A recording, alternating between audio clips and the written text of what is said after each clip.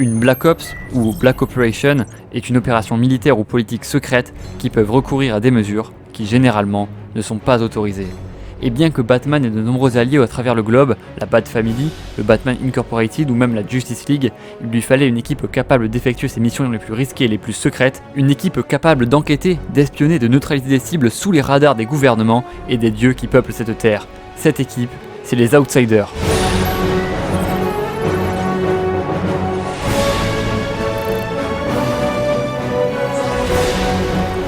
Et bien que les Outsiders soient un nom d'équipe plutôt récurrent chez DC Comics avec une première équipe nommée ainsi en 1993, aujourd'hui j'aimerais plutôt vous parler de l'équipe la plus moderne, notamment celle que Batman a réunie pour enquêter sur le Dark Multivers, le multivers noir. Car oui, à l'aube des tragiques événements de Metal et Death Metal, Batman avait déjà des doutes sur ces objets composés d'un métal mystérieux et dont l'énergie démesurée semblait venir d'ailleurs. En effet, la Terre fut de tout temps parcourue par des objets au pouvoir démesuré comme le casque du Dr Fate, les bracelets de la soumission ou encore le trident d'Aquaman.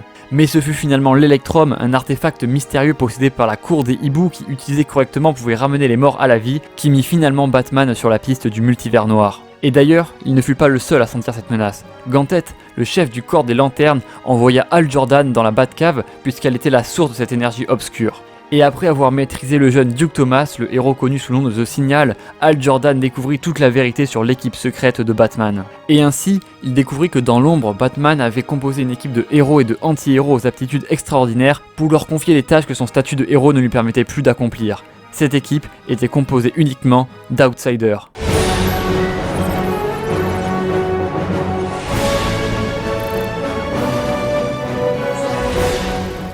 Et Duke Thomas fut le premier membre et le seul membre de la Bat Family qui fut au courant des basses besognes de Batman, car derrière les airs de gentil jeune homme de Duke se cache en réalité un justicier méta-humain qui, contrairement au Batman, combat les ennemis de Gotham en plein jour et à la lumière de tous. Et même si Duke a été impuissant face à la mort de ses parents, tué par les mains du Joker, il cache en lui un potentiel tel qui pourrait un jour surpasser la chauve-souris. Car en effet, Duke maîtrise la photokinésie, soit la manipulation de la lumière.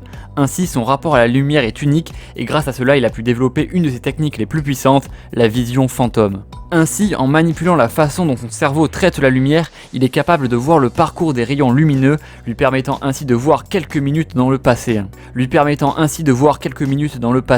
Et au cours d'un entraînement extrêmement intense, il parviendra aussi à faire évoluer ses pouvoirs pour manipuler les ténèbres en créant par exemple des marées d'ombre. Ainsi, ses pouvoirs de ténèbres et de lumière cumulés lui permettent de se guérir plus rapidement et sa volonté inflexible fait de lui un leader né.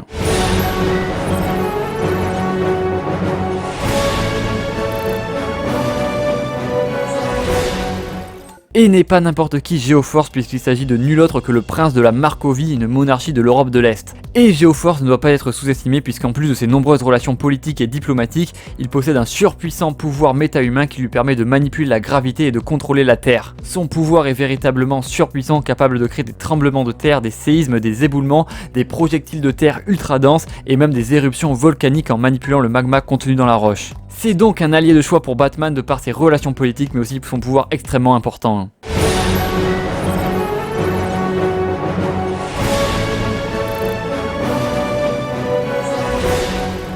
Métamorpho de son vrai nom Rex Mason a la capacité de transformer son corps en éléments chimiques après avoir été exposé à l'énergie d'une ancienne météorite. Il sera d'ailleurs dans les tout premiers à découvrir le multivers noir puisqu'il était aussi dans l'équipe des Terrifics menée par Mr Terrifix, l'homme le plus intelligent de la planète, qui seront en effet les premiers à mettre les pieds dans le Dark Multivers. Car oui, en effet, Batman a toujours un œil partout, même dans les plus petites équipes de ses collègues. Et niveau pouvoir, Métamorpho est capable de se transformer en n'importe quel élément du tableau périodique des éléments, ce qui lui permet de s'étirer, de s'allonger, de prendre une forme liquide ou gazeuse, et lorsqu'il se concentre, il peut transformer des parties de son corps en objets, que ce soit des armes par exemple comme des épées ou des massues, ou même des objets plus complexes. Et Métamorpho, malgré son apparence physique contestable on va dire, ne doit vraiment pas être sous-estimé, car il est très souvent considéré comme invincible et immortel. Et quand je vous dis qu'il est immortel, c'est vraiment le cas parce qu'évidemment ce n'est pas sans rappeler le cas d'Oriana Blackwell qui, rappelez-vous, est dans Sandman la première Element Girl qui a les mêmes pouvoirs que Métamorpho. Et rappelez-vous de sa triste histoire, elle avait tenté tous les moyens pour se suicider sans succès, elle avait tout tenté sur Terre, mais malheureusement du coup elle ne pouvait pas mourir, ce qui faisait d'elle une être immortelle, et c'est finalement Death des Endless qui par pitié décidera de la tuer, donc à part finalement un infini, rien ne peut le tuer, ce qui est quand même déjà extrêmement puissant.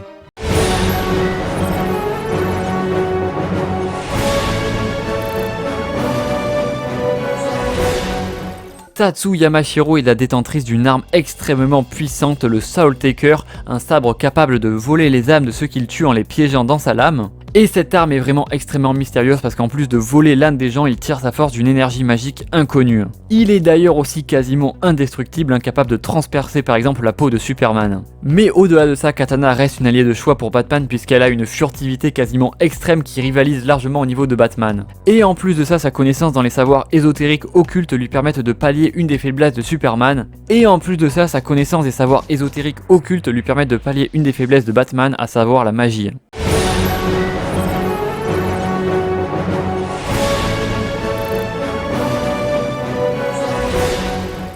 Anissa Pierce est la fille du très célèbre Black Lightning qui rejoindra aussi d'ailleurs par la suite les Outsiders, et tout comme son père, elle est aussi une super héroïne répondant sous le nom de Thunder, capable de manipuler l'électricité.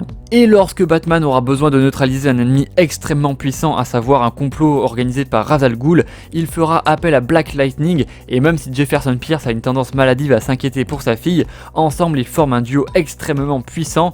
On peut dire que la tension est électrique. Non, j'arrête. Mais il ne faut pas sous-estimer le duo des Pierce parce qu'ensemble ils ont un contrôle quasiment total sur l'électricité, ce qui font d'eux finalement la force brute des Outsiders. Et d'ailleurs, en parlant de force brute, Anissa est actuellement en couple avec Grace Choice, qui faisait elles aussi partie dans l'ancienne continuité pré-Flashpoint des Outsiders. Et pour ceux qui ne connaissent pas ce personnage, en gros Grace, c'est une demi-Amazone qui met des très grosses patates, et elle peut pas mourir en plus de cause naturelle, donc c'est quand même plutôt pratique.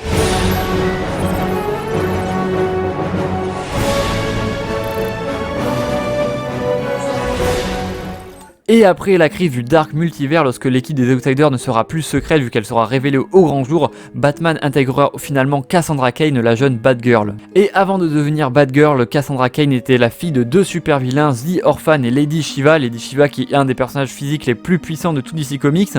Et en plus de ça, Cassandra a été conçue pour biologiquement être l'arme ultime. La pointe des capacités humaines, et fut entraînée d'ailleurs toute sa vie pour servir de garde du corps à Ra's al Ghul. Et forcément, au niveau combat, c'est juste un des persos les plus sous-cotés de tout DC Comics. Elle n'a même pas 20 ans et rivalise déjà presque avec Batman. Et comme je vous disais, elle a été entraînée toute sa vie pour être l'arme ultime. Elle a par exemple été entraînée par la Ligue des Assassins. Elle a aussi été entraînée par ses parents, du coup Orphan et Lady Shiva, qui ont quand même déjà mis des sacrés roustes à Batman. Mais aussi par exemple par Malcolm Merlyn, par Black Canary, par Batman ou encore par la première Batgirl. Et d'ailleurs, elle est aussi la seule avec Batman à savoir maîtriser la technique de la chute des feuilles, une prise nerveuse qui peut one-shot n'importe quel humain.